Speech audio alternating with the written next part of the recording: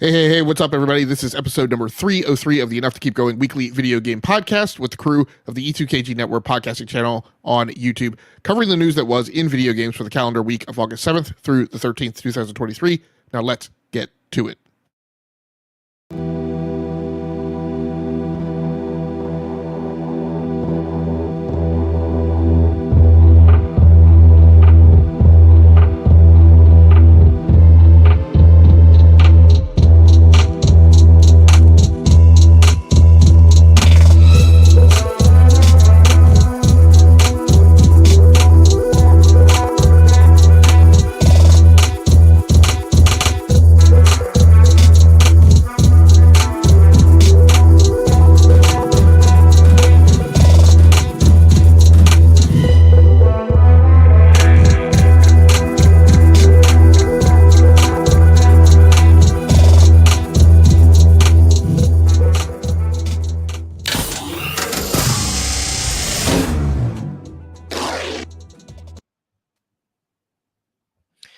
All right, everybody, and welcome back to another episode of the Enough to Keep Going podcast here for the week of August 13th, or the week of the 7th through the 13th, as we are here for episode 303.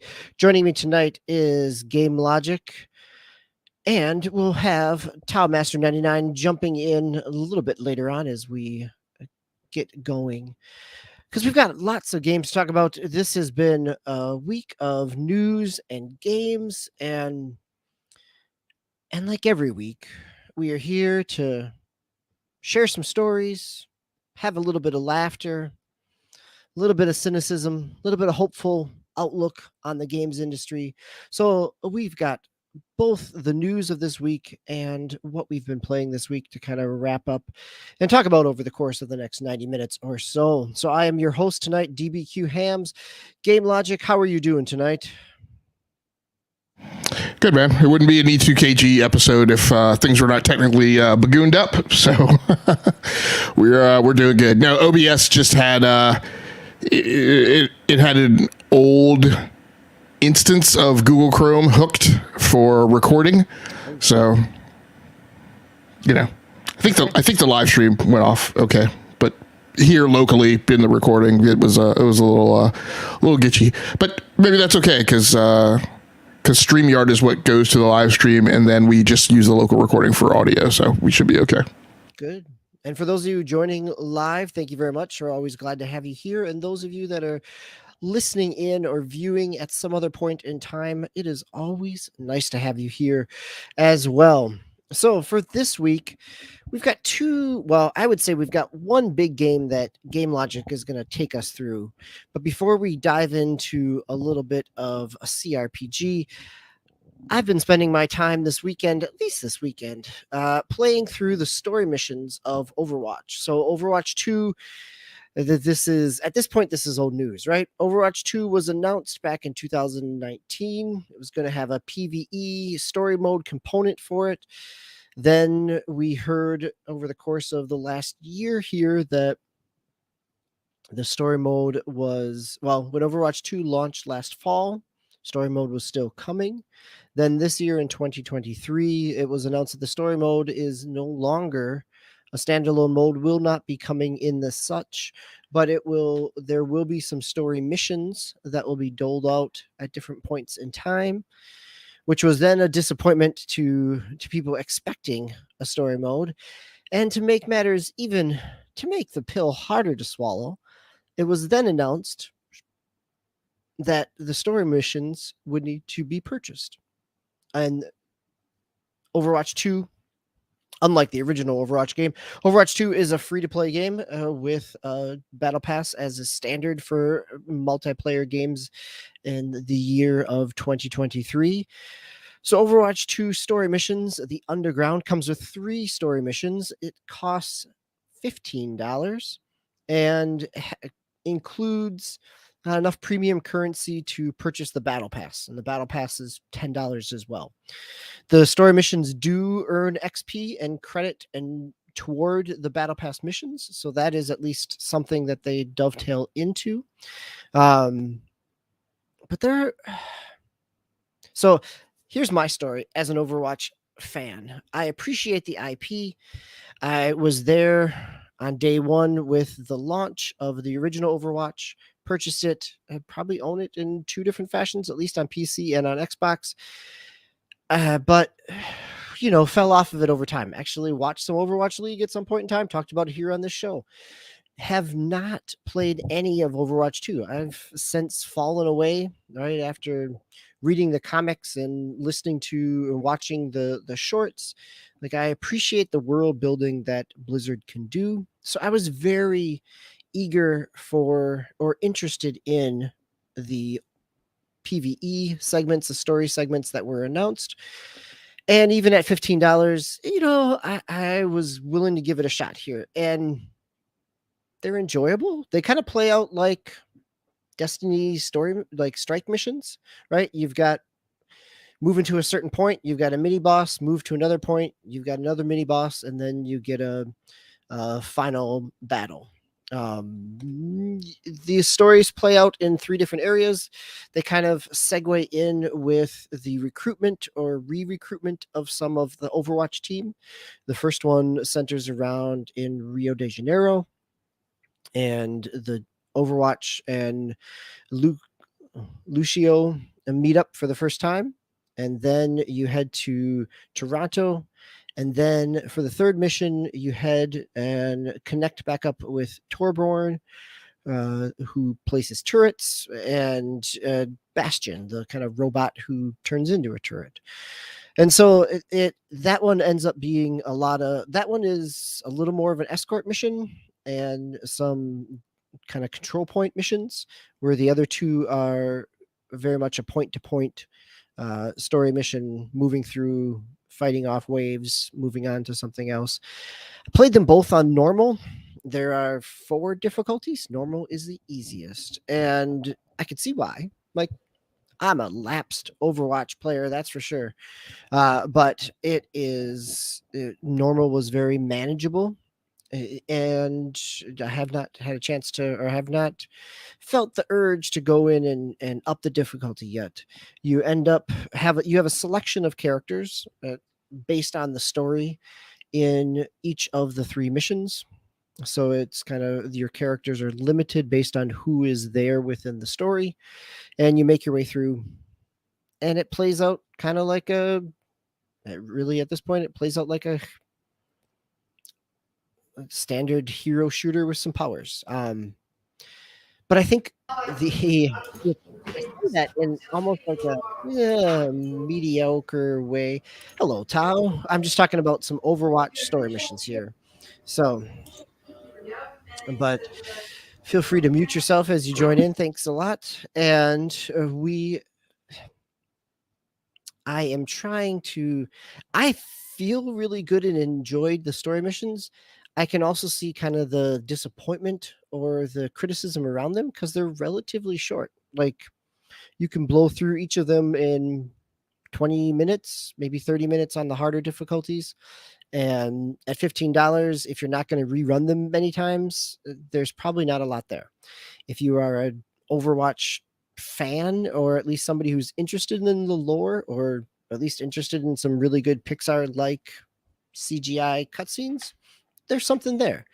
If you are like me and spent multiple years of Destiny running strikes week after week, this fits in very much into that same mold of running a strike with friends or with characters in different sets of powers, and allows you to kind of move through areas and geography that you know well. So that's kind of, I am glad that I picked it up because I want a reason to play Overwatch, and playing PvP was never enough of a reason to suck me into Overwatch. And so now this is a chance to kind of play around with multiple different characters that I hadn't played with in years. And that silence tells you how much we're ready to move on to the next game. Well, no, not entirely. I wanted to ask you, what is going on at Blizzard? Like, J. Allen Brack leaves. Ibarra and Gene O'Neill step up as co-presidents. Gene O'Neill leaves after 3 months.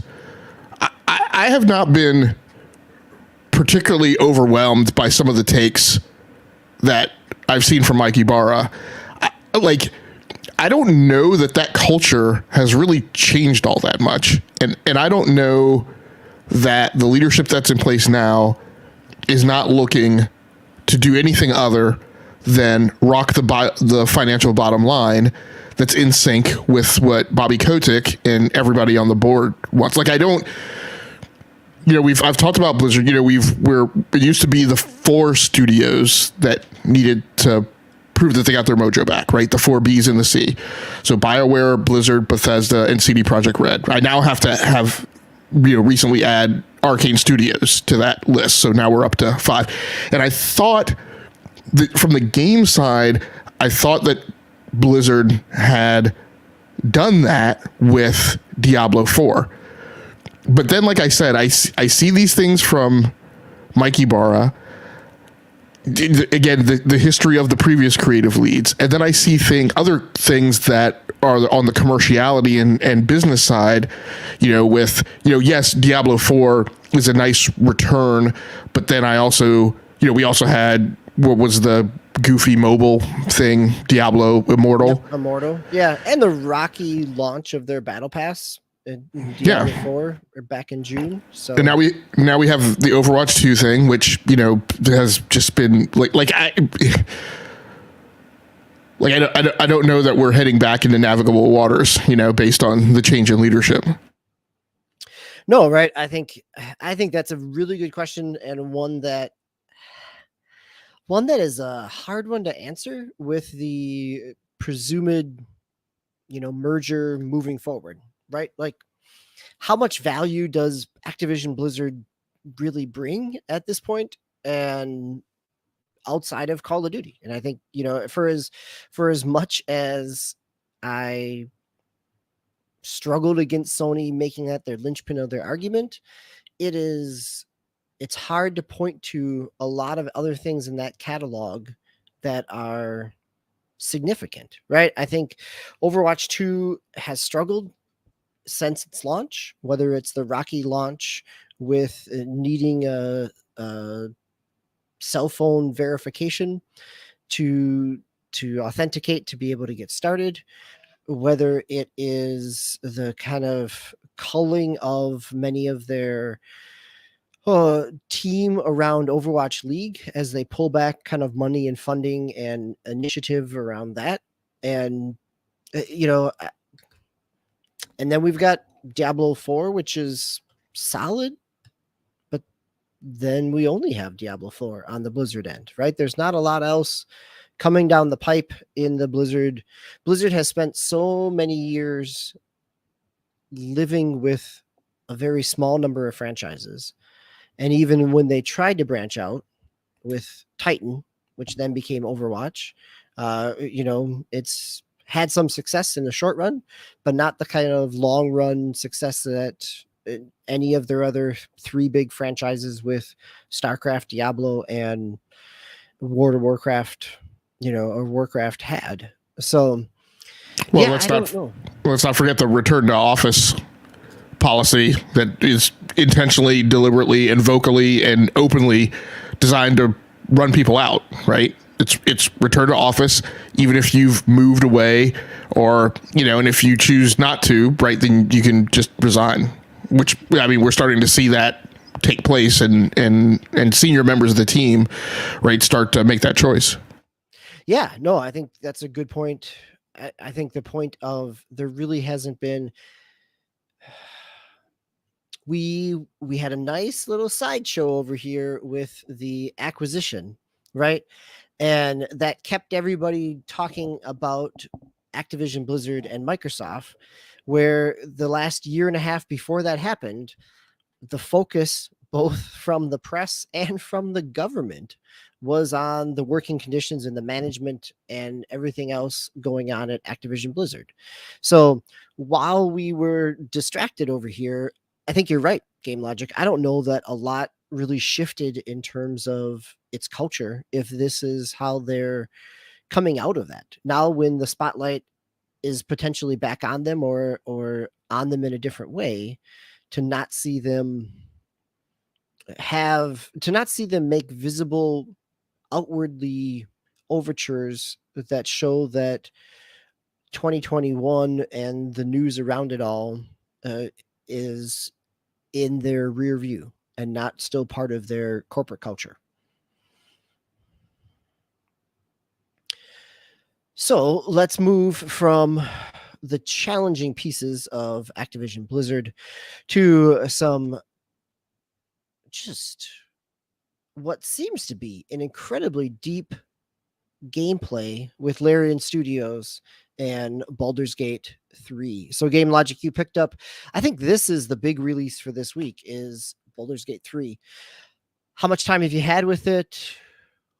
How are you feeling about it? You know, you've played the other Larian Studios ones, so you have some kind of context coming into this. I'm really curious to hear your perspective, your experience so far. Yeah, so I've probably played about somewhere between 4 and 6 hours right now. And so, I mean, my background, with this content, I've played other Larian Studios games, but I've also played, lots of the original, Forgotten Realms games, right, that were done by a mix of BioWare and Black Isle, which then eventually became Obsidian. So, I didn't play Baldur's Gate other than maybe just a toe dip, because when I came onto the scene, it was kind of Baldur's Gate 2. So I played a good chunk of Baldur's Gate 2, played a lot of Icewind Dale and Icewind Dale 2 and the DLCs for each of those. Actually had a buddy of mine who we actually ran both of those campaigns in multiplayer, which required us to like physically be at each other's house, right, to actually do that with, one of us carting our gaming laptop over to have that experience.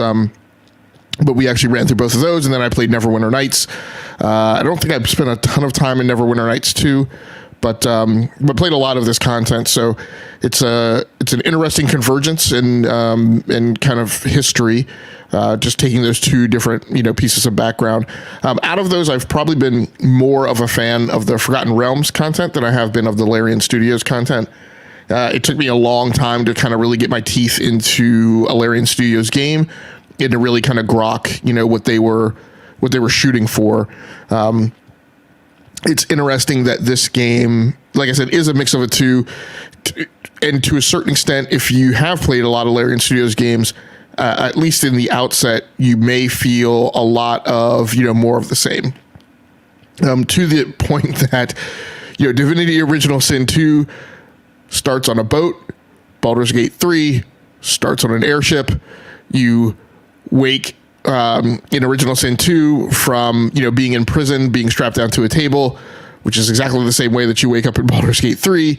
And when you kind of get through the prologue, the in Original Sin 2, the ship is on fire, explodes, you get thrown into sea and then washed up ashore. You're knocked unconscious, and then you come to right on a beach in the midst of the wreckage of the ship, which is exactly the same thing that happens to you in Baldur's Gate 3. So, I mean, I don't necessarily begrudge it for that, but it is a little suspect, and interesting that you don't see a lot of people talking about that, because I don't necessarily know that a lot of people coming to this game have that background. That all being said, I'm having a great time. I get the sense that a lot of people are playing like the pre-canned characters who kind of have the background written into the story deliberately. I, of course, created a custom character. In fact, I've heard some people who like created a custom character and then like crumbled it up and threw it away and then went with one of the canned characters. So I'm not really certain exactly. I think a lot of the stories that I'm seeing are from the experience of playing the canned characters who, may have some more kind of overt story content kind of woven in. So does that mean like in the interactions, you're not getting as much potential kind of side banter or story supplemental pieces because of the created character? Yeah, there may not be so many like by name, like hyper specific references. There are some, I'm playing a Drow Elf Ranger. And so, when I enter one of the first main towns after you're washed ashore, the two parties there are a group of tiefling elves who are refugees, and then there are druids. And so in the interaction with the tieflings, they make references, right, to the fact that you're also an elf and that their races have some historical antagonism between them and things of that nature. And it gets thrown in as you interact with different characters around there too. So, you know, it has kind of all, well, it doesn't have all. It has, like I said, it has the weird mix, right? And so when I used to play the Forgotten Realms games, Baldur's Gate and Icewind Dale, one of the things that you could do, Baldur's Gate, you kind of had to do a trick to make this work. I think Icewind Dale, it worked naturally, but you could play an entire party. And you could generate all of those characters. So in Baldur's Gate 2, like I said, you had to kind of trick it out. But I think that game was rigged for you to bring one custom character in, and then your party would be composed of like other characters that you met in the story. But you could kind of trick it out and again generate all custom characters. And then I think you were forced through the story to take one. You were forced to take Minsk, and so you could roll and take 5 characters, and then you would have Minsk. And Icewind Dale, I think everyone was just like an nondescript nobody, and you know nobody was like a by name character, so you could roll a whole party. And the way you did that was you basically told the game that you were actually playing multiplayer, and then you just wouldn't have anybody join the game, and then you would just have like 6 characters to control. So a lot of my background comes from having played Dungeons and Dragons and having to, experiment with like modules and stuff that I was creating as a dungeon master by kind of taking like a simulated party through pieces and parts of it and see how it played. And so the game was kind of like that to me. In Baldur's Gate 3, as far as I know, there's no way to like trick it out and have like a whole party of like different, characters. You custom roll your one characters, which is like Neverwinter Nights was. You roll your one character, and then everybody else is just people that you meet and run into the party. And I haven't progressed along enough to really get a sense for whether or not you have any providence over how those other NPCs progress in the game. And so, it doesn't have the same kind of I'm in control of the party feel that like a Dungeon Siege game would have, or even Marvel Midnight Suns, right, where you're kind of controlling everybody's progression. So that may be seen as a plus or a minus to like some people.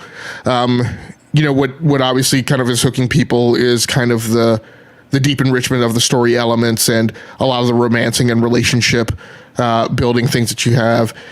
It is obviously not going to be a game for everyone, and I think you're going to have a lot of people who come to this game from the action RPG background, because today action RPGs are much more of the norm. Way back in the day when these Forgotten Realm games were coming out like 20 years ago, I would say that those Dungeons and Dragons kind of deep CRPG games were kind of more of the norm, and action RPGs like Diablo were fairly rare.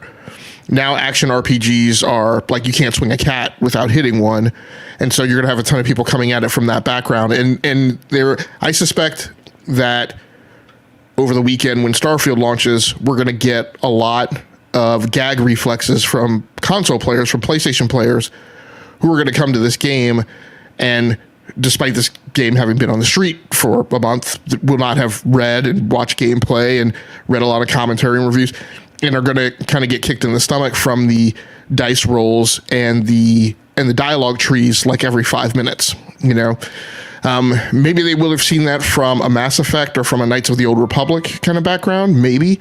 But it definitely plays differently than a lot of things that a lot of those players will have been accustomed to. The game looks gorgeous.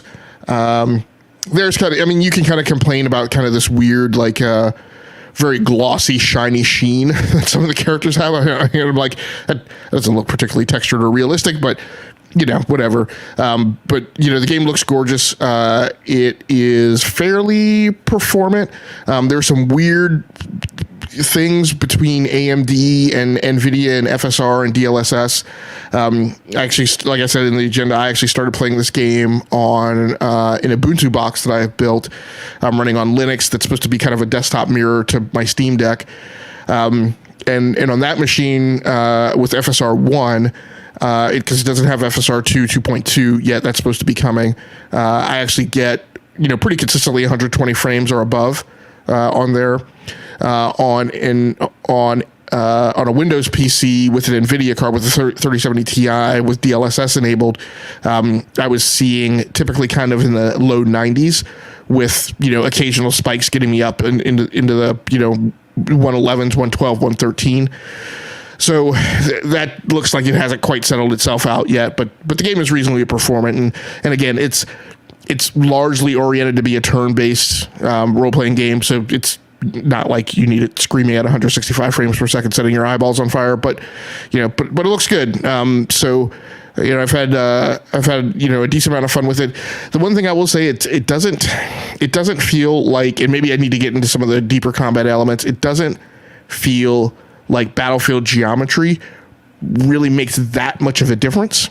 So from a Fire Emblem style game and some of the, we've got a Jagged Alliance 3 that's out now. Obviously Marvel Midnight Suns takes a lot of the geometry of the battlefield into account. It doesn't feel like that makes that much of a difference in this game, although there are definitely, turns where you can't get to a certain character. So that has an impact on, well, I can't use melee this round. I need to use ranged, or I need to kind of, position this person. But at least so far, the sheer size of party hasn't gone to the point where it feels like that makes that big of a difference. I think another thing that sticks out to me is initiative. So in the Forgotten Realms style games, and I would say most other RPGs, you have the notion of initiative per side. So basically, everyone on your team goes, and then everyone on their team goes. But this uses a convention that is very much a Larian Studios thing, where initiative is spread amongst everybody on the battlefield. And so based on dexterity and your overall speed, your main character, like I had one battle where like my main character went, two bad guys went, my two guys went, and then another one on their side went, and then the turn started back over, right? So when I hit end turn, that didn't end turn for everyone; it just ended turn for me. So that may be a little, jarring to people who haven't seen that type of system before. It definitely caught me off guard, because I was like, wait a second, I was the only why is it telling me to end turn? I'm the only person who's gone. So and the game doesn't really necessarily explain that to you. Maybe it does, and maybe I just turned all tutorials off, I'm not sure, but there are things like that throughout the game. But yeah, it's overall it's a great package, and I'm having a good time. I'm really surprised. Let me take that back. I guess I shouldn't be surprised by the groundswell of support behind the game, because it's only on PC now, and tons of people who, immediately flooded to the game were already in early access. So it'll be a little more telling, like I said, over Labor Day weekend when console players start getting their hands on the game. And we've already seen the knee-jerk reaction from the Diablo crowd, who the game shows up on console for the first time at launch. Lots of people ran to it, and then it was, hey, this is a lot of the same, like over and over and over again. And what do you mean? Like I have to create a new character for the season. So it'll be interesting to see how it goes when it hits console. Yeah, I'd be curious to see how console receives it, and if its audience if the hype keeps up long enough to make its audience bigger than what Disciple or Divinity 2 has been. I think that's the most recent Larian one that was on console. Yeah, I think the interesting swirl is going to be I think you're going to get a mix of people who are in search, amazingly, who are in search of turn-based fun, if you will, because they felt jilted by Final Fantasy not being turn-based, which is just a weird kind of insurrectionist feeling amongst that particular camp of kind of like rabid fans. Looking for something more traditional in their role-playing than the Devil May Cry combat of Final Fantasy 16.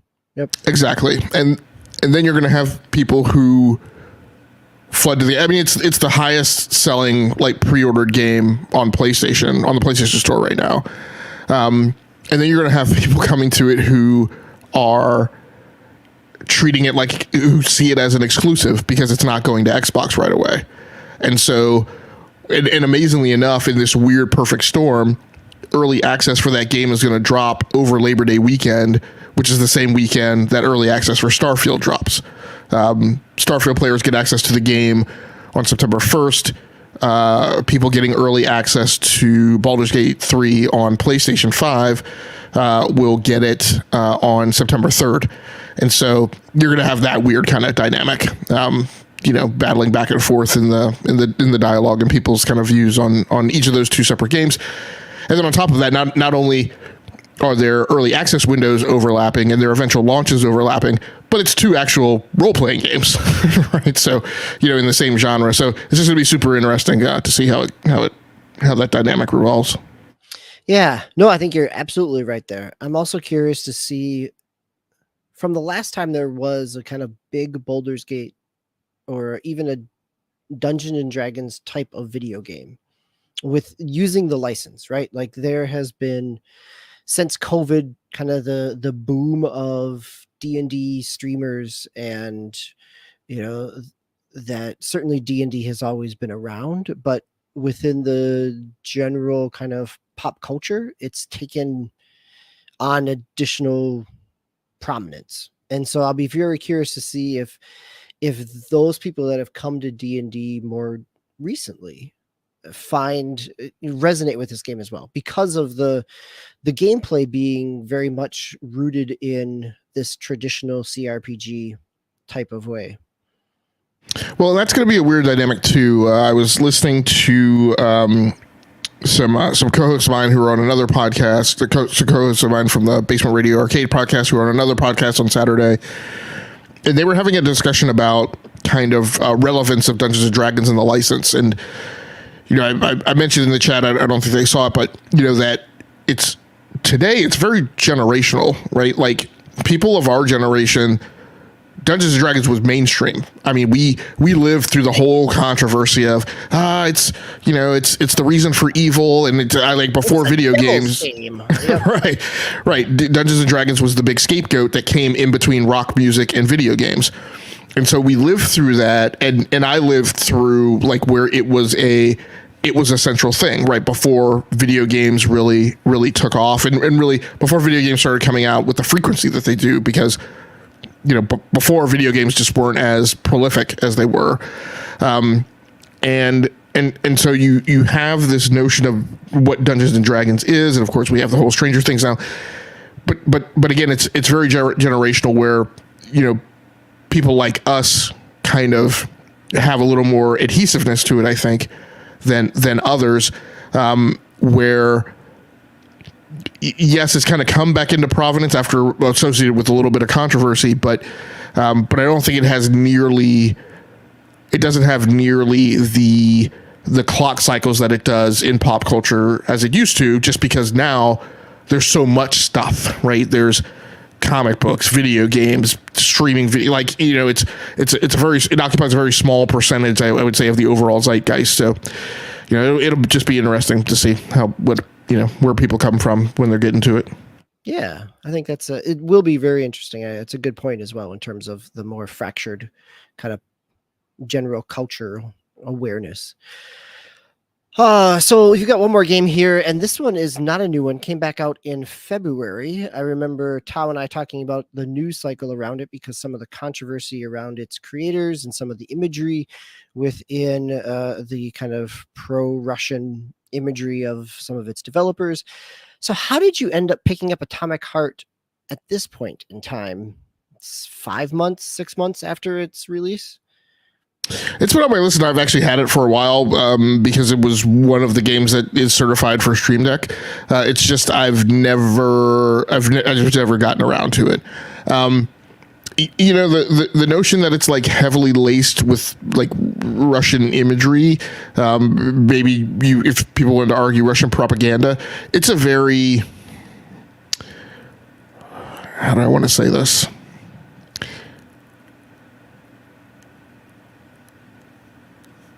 So what I'm about to say is not racially motivated. You guys are my friends and I love you, but this is very much kind of like if well, I mean, it's kind of very much like Americans. What's the word? Appropriating a culture, right? Yes, right. Like it stands out to us because it feels different more than it is.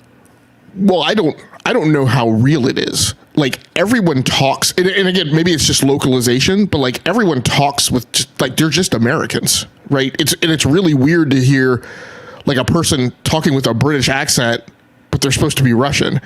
So there's nothing. Look, I feel like I've seen more like authentic Russian oriented stuff in like Cold War techno thrillers than like what I see in Atomic Heart. I just don't know how. I mean, I've read Russian literature, and I was a history major in undergrad. Like it's just it's a what's the word I want to use? It's a pop culture period piece on Russian culture. Like it just doesn't it doesn't present to me. And again, I'm looking at I'm not looking at it through Ukrainian eyes, and so somebody could see it different. It doesn't present to me as like this overt Russian propaganda piece that's designed to convert people's ways of thinking. Like the main character, and I will double down on that. I was going to say, maybe it's just localization, but the main character is a very American Western type of character. Like it's not, it's just not. Like if you've played Metro 2033, which comes from a script written by a Russian, like that feels more authentic, right? Then this feels like an Arnold Schwarzenegger movie set in like a Russian culture. So I just don't, and maybe I'm just way wrong, but it didn't feel to me like a political piece meant to aggrandize like the Russian way of life. No, and I think that's kind of where the news cycle on that kind of trail fizzled out as well, right? It is there, and if you want to try to read into it that way, you could. It got some headlines, but the more people kind of peeled back layers of it, it did not seem as kind of propaganda-y to the same degree. Yeah, I mean, I think it was just a victim of its time. Obviously everything's going on, and I mean, it's about Russia. So, I mean, yeah, it's going to have a bunch of Russian imagery and Russian stuff. So, like, I didn't understand that part. Going back to like the localization and stuff like that, like. And I think I mentioned this before. Like it's like Duke Nukem, like amped up, that kind of like vocabulary and just kind of how the person is, your character, I should say, and some of just the other things. And it's just kind of that part is just a little wacky, I would say. Because you played it as well, didn't you? Yeah, I played it I think not too long after it came out, maybe even that release week. So yeah, I mean, I didn't. It was fine. Like I didn't see all the hubbub about it, but like I said, it was just, I think it was a victim of its time, unfortunately. So let's ask about the actual gameplay. So you're playing it on Steam Deck. How does it play? I mean, it kind of had this kind of tone and feel of a BioShock-y when it came out. What's your experience been with it? Yeah, and right now, and so I bought it because I was the impetus behind it was to play it on Steam Deck, because I was looking for things like to take on spring break and things, but I'm actually playing it on full blown PC now. The weird thing to me is so gameplay mechanics wise, it's fine.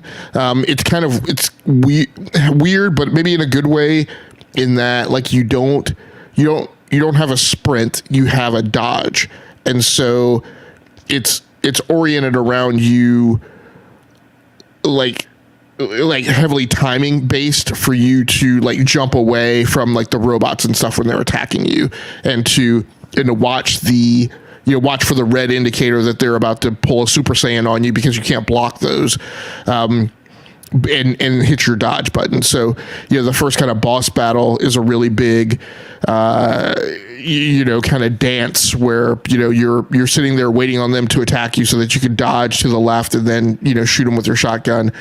You have limited ammo. Gameplay wise, it's fine. It is very much maybe close to carbon copy-ish of BioShock. You have polymers, not plasmids, which give you some powers and stuff. It's feels very much like kind of being in Rapture, right, as you're going through like some of the underground bases and things like that. From a story and presentation perspective, which is the thing that stuck out to me a little bit more, I feel like the problem with this game is, like Tao, you talked about, how the person's like Duke Nukem. The problem with me for the game is actually that's on an oscillating wave. Like the problem is that piece of it isn't in my, I felt like that's not in my face like 100% of the time. I feel like this game has a split personality, and what it tries to do is it tries to do what BioShock does in a lot of ways. It tries to wax philosophical and kind of present you some questions about humanity and, poke at you like it's trying to make you think about that. It's trying to make you think about like, robot ethicism and, all these sorts of kind of highfalutin ideas. But then the character opens their mouth, right? And it just dives right back down into the basement. And there are so many bits in the game where, like, when they do the bit for like the first 30 seconds, first 1 minute, first 2 or 3, dialogue exchanges, it's not that bad. But then like by the 6th or the 7th or the 8th, I'm like, okay, come on, dude. Like you've overstayed your welcome with that shtick. And the thing I thought about today is it feels very much like watching a movie that's trying to be Big Trouble in Little China in 1 minute, and then the next minute it's trying to be Platoon, right? And that's the problem for me. It's like I'm like, just pick one. Like I don't care. I love Big Trouble in Little China. I would be okay with a bit of a Duke Nukem, Serious Sam kind of thing if that's the thing you want to take. But this thing to kind of take a Warren Spector kind of Deus Ex, BioShock kind of thing. And then, but it also have it be this other thing. Like I'm not sure that's really working. Game looks gorgeous, very, very stylistic. Performs well on PC. When I first set everything up, I was, for whatever reason, it seemed like I was only getting 60 frames per second. Then I went back and rebooted and started again. I was getting like 120. I don't know what this thing is today with video games about. Let's see who can have the longest prologue and not show you like the fade in of the title and the fade back out. I'm like, Death Stranding doesn't do that for till 3 or 4 hours in the game. This one takes a while. I'm like, dude, just show me the title at the beginning of the game. I don't know what that is. So that's a little nitpick, but I just, it struck me today. But it seems to play fine. But there are lots of weights, keeping this thing from really kind of taking off and really accelerating into a place in the year's competition where it could be, where it just gets held back by, I think, maybe an effort to be a little too juvenile sometimes for too long a period within the story. Fair enough. So let's move into some headlines here.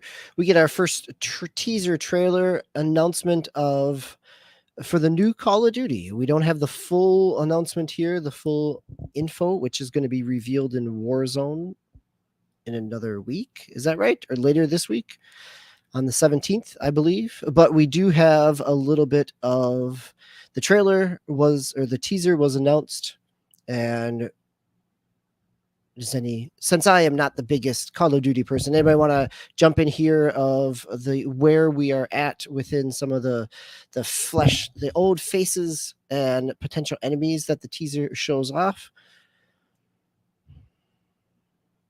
I don't really know anybody other than I heard Captain Price's voice, but Captain Price's voice, and then you get the outline of who was the enemy in the previous one as well. Is that Marikov or some with an M? I think it was. Yeah.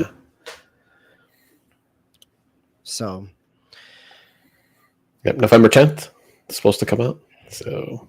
Guns are carrying over, right? Yeah, guns are carrying over. Well, for the most part, I guess. I think there was some like special stuff that was like thrown in there throughout the Modern Warfare 2's seasons that I guess you won't be able to get over. But most of the general like stuff that you unlock and stuff like that will carry over.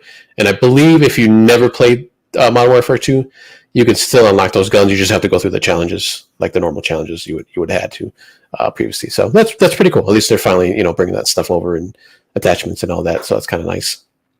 This is one I actually might pick up because I haven't picked up the last couple of Call of Duty. So we'll see. We'll see how it goes. I'll have to check out some gameplay since it was just kind of like the what is it? It's like that weird like staticky thing was basically what the trailer was with the, like you said, with the faces and stuff like that. So yeah, there wasn't actually any gameplay or even any pre-rendered cutscenes. It was much more of like a break and an alert or yeah. Yep. Kind of an announcement here. Yep. So yeah, it'll be interesting to see what this, and this is, as we talked about on our Discord, this is Sledgehammer Games coming back. Yes, Sledgehammer. But we'll be the primary developer. Yep. And I'm sure the multiplayer will be, a splinter group of every other developer they have, more than likely. Well, it'll be interesting. I mean, I don't know, like, if you're going to do this, you're just going to, and, there's all the accusations that this was really kind of just DLC because they're continuing the Modern Warfare storyline 2 years in a row, which normally they would not do. I was originally kind of hyped for this game because I have liked Sledgehammer's single player campaigns, or at least I really liked WW2. I didn't realize it was Sledgehammer, or maybe I'd forgotten that it was Sledgehammer who did Vanguard. I did not like Vanguard's single player campaign, the little bit of it that I played. I think they did Infinite Warfare, I believe, too, which was actually pretty good single player. Yes. That's when you had the mechs, kind of mecha shoots that you can use. The futuristic one. Yeah, that was pretty good. So in general, I really like their single player stuff. So, in this, the trailer, the way they presented the trailer just harkened back to me the end mission in Black Ops Cold War, and so I don't know if there's gonna be anything that kind of plays on that or links to that with any kind of continuity. But I mean, what I'm most excited about was just the weapons. Where if I wind up picking this up like I did with Modern Warfare 2 and not playing the single player campaign to just get straight to the multiplayer, like I'm super excited that I don't have to trudge back through, because it's a really complex weapons unlock grind to get these things unlocked. I mean, so much to the point where I just stopped worrying about like unlocking everything. And I was just like, I have like 50 different something weapons unlocked at this point. Like I don't need to squeeze this turnip, for more content that I've already got. So it'll be interesting to see how this plays out. All right. Yeah, no, it should be very interesting to hear. We get a little bit more, and more will be revealed in Warzone over the next coming weeks or so. Our next news story we are in the middle of a PlayStation 5 price discount, right? We've got a $50 off of both SKUs of PlayStation 5. We get some PlayStation 5 sales information here where they have missed their initial targets. They are about there. Let's see here. This is the news story off of GameSpot, excuse me. There we go, by Stephen Wright. And 31% drop in overall profit from April to June for the quarter. PS5 sales fell below expectations, but they still expect to sell 25 million this financial year, and right now they're up over, we had a news story 2 weeks ago where they were up over 40 million overall sales as well. So the other piece here is just kind of seeing what the timing of that with the price drop related to the sales piece. I think the fact that they're still in stock after a week of a price drop, that you can still jump on a website and pick them up as well. GameLogIQ threw these stories in here. Anything else in here that really stood out to you as significant in terms of the market analysis? Yeah, the tail on this one was not so much the simple fact that they're sales, but the interesting thing of looking at Sony PlayStation financials, and then seeing the concurrent sales that were dropping, and then now today I also saw that there are sales that seem to be popping up on Xbox Series S's as well. And so what it looks like is we're kind of getting a slow boil that's heading towards kind of a price war as we're going into the bottom half of the year and potentially into holiday season and Black Friday, particularly with the new variant of the Xbox Series S that's coming out, which appears to be their larger selling console. And so it's going to be, super interesting to kind of keep an eye on, how these things go toe to toe, particularly with the Series S's, expanded storage capacity. But of course, what you're also getting now is you're getting a lot of bad PR on the Series S from, studios, including Microsoft's own internal first-party studios, who appear to be having problems with split screen that is being attributed to the Series S. And that's not our Larian story as well, right? That's why there's a delay in the release, was getting parity between the S and the X. Yeah, and so that's not a great look, when you're trying to launch this console, which, like I said, appears to be like their larger system seller. And so the PlayStation financial numbers, I think DBQ, you mentioned some of them, 3.3 million PS5 sold last quarter. So the problem is that they had a target for 25 million for the year. And so when they say they're below targets, it's just that, averaging 3.3 million consoles over 4 quarters isn't going to get them to 25. It's about half of what they need. And so then you see, right, the obvious way to make those numbers up is to do these price cuts, right, and push retailers to make sales. But those numbers are up 38% year over year for the quarter. And so PlayStation 5s, this is, to me, is akin to what we've seen with the Nintendo Switch, when Nintendo sometimes comes out and has had very super aggressive numbers for the Nintendo Switch. And, even if they miss those targets, the tail of the tape is still that the console did well, right? And then, they'll be able to do things like this. They've got, the Spider-Man 2 bundle, coming out that some people are buying already. And, we'll probably see other deals as we head into the bottom half of the year.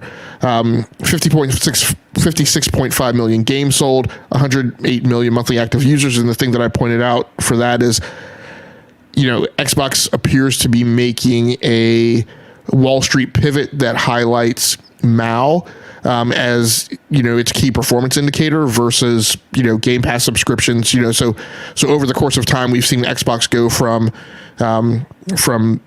console sales numbers to Xbox Live Gold subscribers to Game Pass subscribers, and now to MAU, which is just a thing that a large corporation like Microsoft does, right? They selectively choose which metric they're going to highlight, and right now they're highlighting MAU, and their last highlighted MAU numbers were 150 million. And so, of course, Xbox publishes games on 3-4 different platforms, and so now that thing to take a look at is, PlayStation has 108 million monthly active users, and they only publish to 2 platforms, and I would even call that like 1.5, because the frequency with which they publish to PC is like a pretty ridiculously slow drip. So all in all, console sales numbers up for them, game sales numbers up for them. They're chasing a very aggressive target, so we're going to have to see how that plays out. Both companies appear to have moved on past a lot of the supply constraints that were hindering them on getting consoles on the shelves. And yeah, I mean, this looks to be the year, which I feel like is a little earlier in the generation, but this appears to be the year, that both are kind of dancing around this notion of price cuts, potentially aggressive price cuts to get into a price war as we head into the bottom half of the year. Yeah, I think that pricing is going to be really interesting to see where that continues to shake out, and to what degree Microsoft does price cuts, or again, if they're less concerned about units and more concerned about subscriptions, then what they price cut could be different as well, or they'd be more willing to price cut because they've now increased the monthly price of Game Pass Ultimate. All right, so the last news story is just a quick little one. This is a game that I was ready to play this week. Yeah, I had played the demo months ago. This is WrestleQuest. It is a action, well, it's an RPG, turn-based RPG with some classic WWE 80s, 90s vibes to it. It got it was due to release on Tuesday. Monday, all the reviews, the embargoes lifted, and by Monday evening, they had posted that they were delaying it for 2 weeks to squash a couple bugs that were wiping out players' game saves.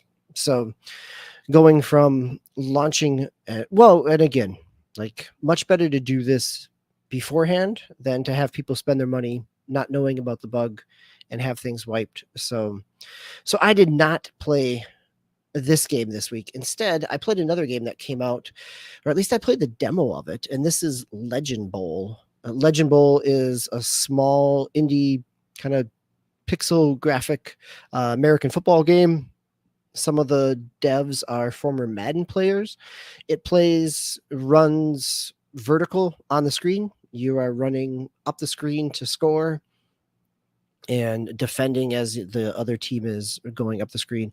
It has been out on PC since 2021, excuse me. It's been on my wish list for a while. They've continued to update, kind of expand it. They've added a franchise mode, and now this week they launched it on consoles as well. And so there are demos out there.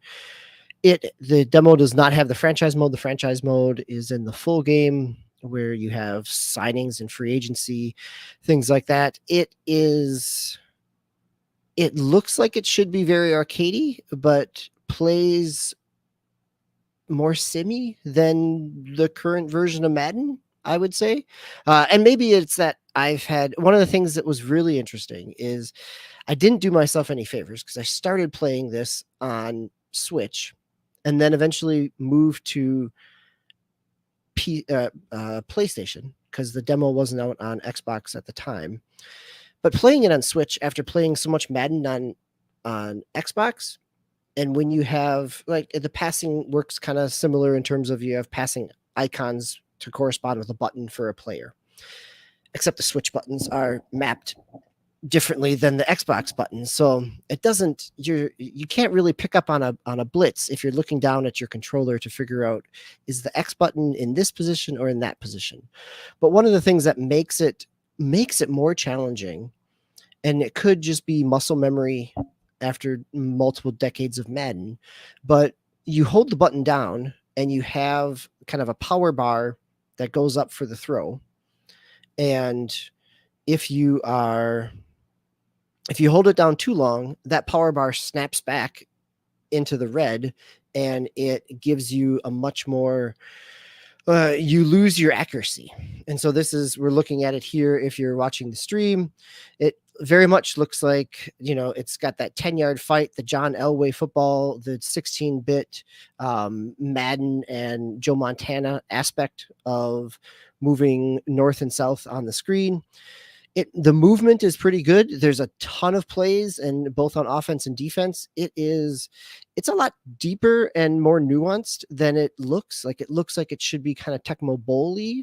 Even in this advertisement, the trailer that we're watching, it makes it feel kind of classic arcadey football, but there's a lot of nuance. You've got two different buttons to do a stiff arm with one direction and a stiff arm with the other direction. You've got all the kind of similar moves and spins and hurdles and dives and hard tackles that you would within Madden. So for as simplistic as the visuals look, there's a lot of depth here. It's $24.99. It is on sale right now for about $20, $22 on Switch because of the Nintendo tax, and PlayStation and Xbox I think have it for $19.99 on a kind of early launch sale. So I'm enjoying it. I have played a couple different games with it, and still, after feeling after playing Madden so much over the last 5 years, where moving from one year to the next doesn't really change my muscle memory, I have really had to kind of relearn. It's the first time I've been challenged by a football game in a number of years, just because new physics, new balance systems, and having to learn new mechanics. But it's also kind of it's been really enjoyable to do. So that's Legend Bowl. It's out on everything. That even if you're picking it up on PC, they did a launch discount deeper on PC, so it's down to like $15 or so. And a PC community, there's lots of mods. It doesn't have an NFL license, so it uses the same kind of cities, but random players and team names. But there are plenty of mods out there that have rosters and team schemes and everything else to match up with NFL, and those are available on PC at this point, but not on console. Is this? I mean, both of you guys have put in more time on the Nintendo Switch than I have, but in particular, you two have both put in more time in kind of discoverability of what's out there and available on the Switch landscape. Maybe I've put in more time on looking strictly for PC ports of kind of games that I've played before on PC. But I mean, what is this the definitive football experience on Nintendo Switch, or is there something better for people out there who have Switches who lament, not having Madden in portable format? I would say, and I'll ask Tal this question as well. I would say that this is the more in-depth football version. Retro Bowl came out last February of 2022. Retro Bowl has been out on iOS, PC for a number of years now at this point. That is very accessible. It was also only like $5, $4. So that feels very much, that is more in the Tecmo Bowl vein, where if somebody is looking for something with more depth, it's kind of your only in-depth football experience on Switch, American football experience. Yeah, I mean, other than no, there's not even a Mario football. I was going to say that's a different football. Sorry, I was thinking of and I think maybe Mutant Football League is on there. Yeah, Mutant League Football is on there as well. And I don't know how deep that goes. I think that's probably pretty arcadey, I'm going to assume. I've never played that one, but I think the one I've playing it both on Switch and on PlayStation 5. The one challenge, the reason I've played more on PlayStation 5 is loading times. For as simple as these graphics, they're as clean and stylized as these graphics are, that I don't know if it's not optimized well or if it's just trying to chug a lot of it's running a lot in the background, because a play is over, you get kind of a dead screen that recaps the play in a text before you can get your play select screen. It feels like it should be snappier, right? Plays over, whistle blows, players clear out. You should be able to start going into the next screen. And there is this 3-second beat after every play. And on PlayStation 5, that 3-second beat is down to 1 second. So you barely, it's there's a break, but you don't notice it. Where on the Switch, it feels like it breaks up the momentum. Actually, that's exactly what it does. It did for me, is it broke up the momentum of the game. Like, I got a good play, I want to keep going, and it kind of slows this down in a way that hopefully they can optimize through a patch.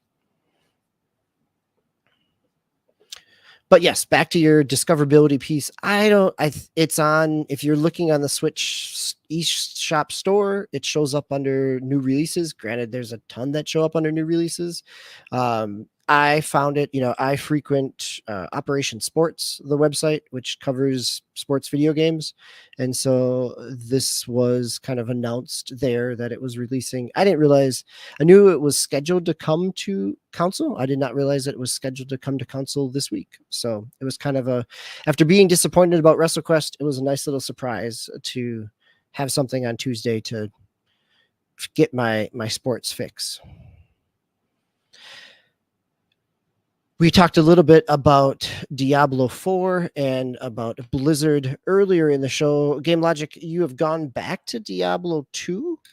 So does this mean that you've put Diablo 4 on the shelf for a little while and have gone back to Diablo 2 Resurrected just through your own kind of circulation rotation of games, or because of any other reason here? No real game, not causality, nothing like me getting bored with Diablo 4. I had picked up Diablo 2 Resurrected, I guess, last year, right in the thinking about the nostalgia and looking forward to Diablo 4, and hadn't spent enough time with it. So I did go back to Diablo 2 Resurrected this past week, and I'm playing an assassin, which has never really been a particularly favorite class of mine, but I guess she's like the precursor to the monk class in Diablo 3. I guess I would think about it in certain ways. So it's just kind of indicative of the overall general replayability, right, of the Diablo series of games, that at any point you can go back and pick a class that you haven't played, and make another run through and kind of experience just the same amount of fun as you did, or nearly as much so as the first time that you went through. There's a lot of kind of Sturm and Drang and angst about, games that are oriented around, rerunning, and a lot of, anti-open world sentiment and things like that. And I think sometimes some of the people making some of the commentary sometimes lose sight of, there are some people who go into these games and they live in these games, right? I have friends who, they played The Witcher 3 and they were like, and they played all of the DLC and they were like, I'm not playing anything else besides this, and going back and rerunning it and doing new builds, until Cyberpunk, right? And then when Cyberpunk came out, they went to Cyberpunk. So they played The Witcher 3, for years. And granted, those people aren't kind of the same demographic and consumer base that we are, or some certain other gamers are, but those gamers exist, right? Those gamers exist who, they're really not that different in lots of ways than the person who only plays Call of Duty and Madden.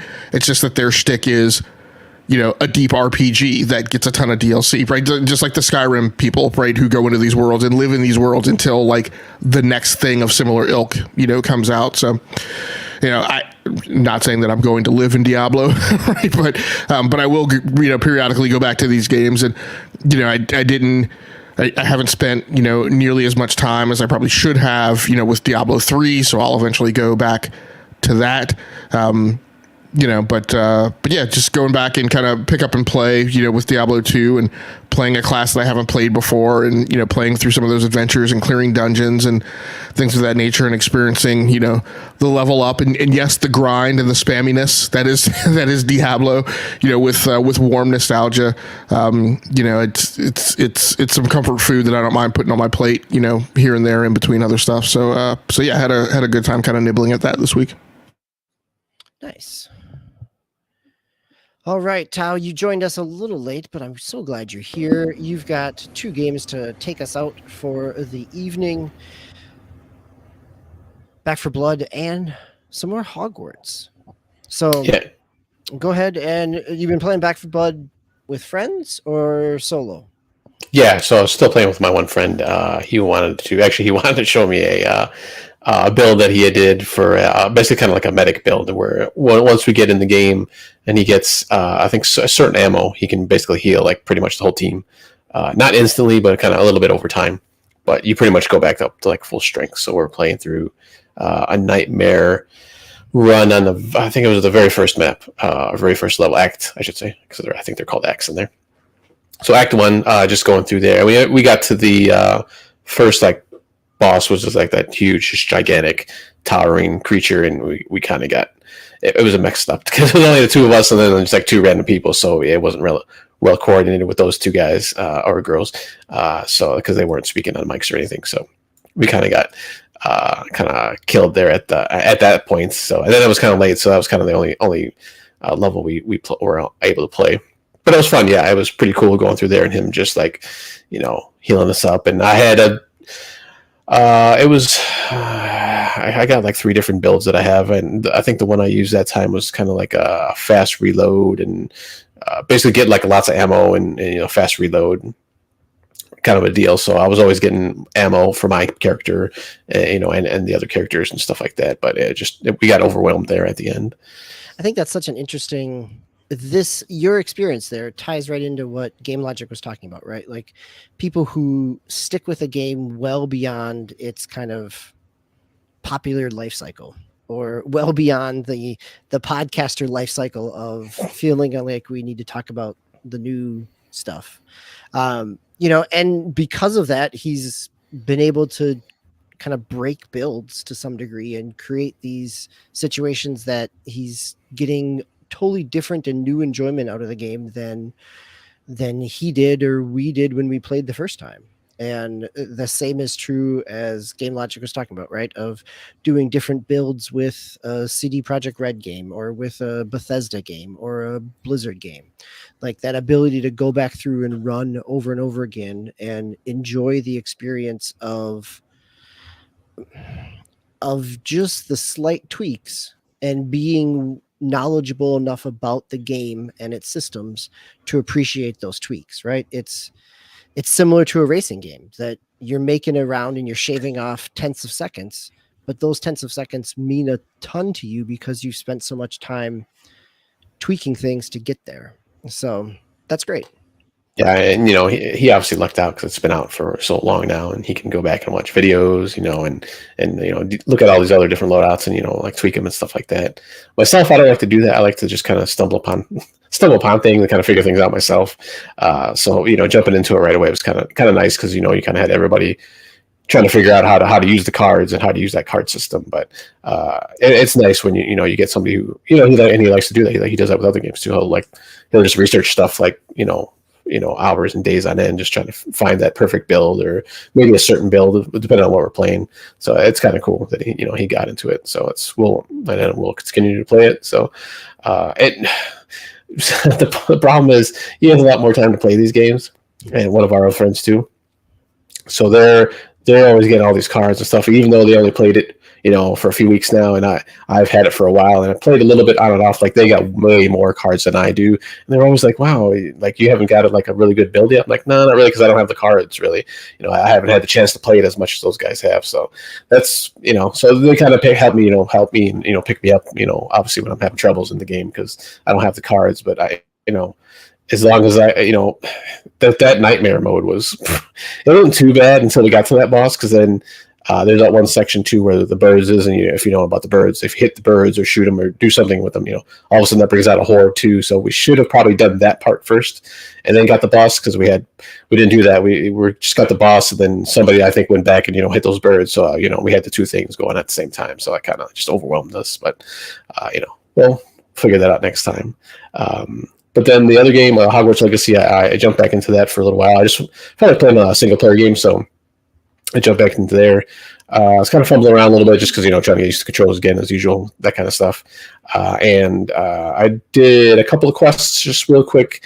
But I really love it. That's probably one of the best games from this year that I've played, because I haven't really played too many of the newer games that come out this year. I've kind of got on, especially lately, I've gone back to the older games, even when I bought something. So, which you'll see here in a second in our up and coming news story, or what's next. But yeah, I still love it. I think right before I stopped playing, I just got my first mount, which is kind of I forgot what that's called. It's like a half griffin, half like hippo or something. I forgot what it was called, like hippogriff or griffin hippo or something like that. I think it is a hippogriff, yes. Okay, yeah. So I just gotten that, so I was kind of using that and flying around. Although the broom seems a little bit faster. I don't know if it actually is faster, but it seems like it's a little faster than riding the mount.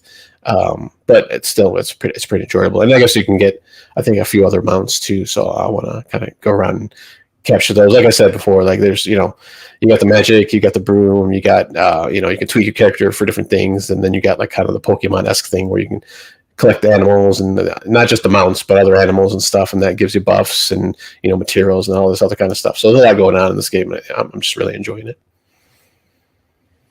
Nice. Yeah, it definitely seems like this is one that kind of every month makes it way back into your playlist at some point in time. So, All right, gentlemen. GameLogIQ, anything else for you before we wrap up for the evening?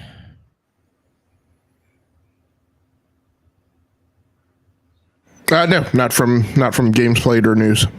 I really appreciate the delayed hesitation there. Like, ooh, we must have something big. He's holding it back. Well, I was like, is this a head fake? Is he looking for me to segue into what's up next, or is he not doing what's up next? Or it is one last cleanup before we go into what's on our docket and what we're looking forward to for the next week here. So.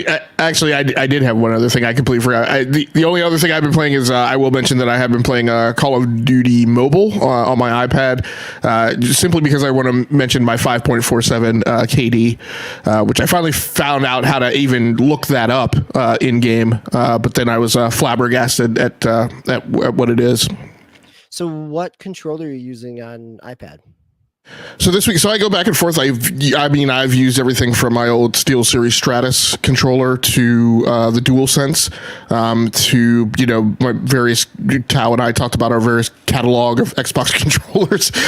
So I was using one of my older Design Labs. So I have two Design Labs controllers, one from the Xbox One era, and then two from the Xbox Series S era. But I used one of my old Xbox One Design Labs controllers this week for that. Nice. All right. So, yes, coming up this next week here, we got a couple of games that all of us are looking forward to, or at least have in our rotation. Tao, it looks like you teased a little bit something that you had picked up. So you picked up Dragon's Dogma. This is, what is it? The definitive edition or whatever the name of it is. But this is the Dragon Dogma on Switch, which has been on sale this past week or so as well. So...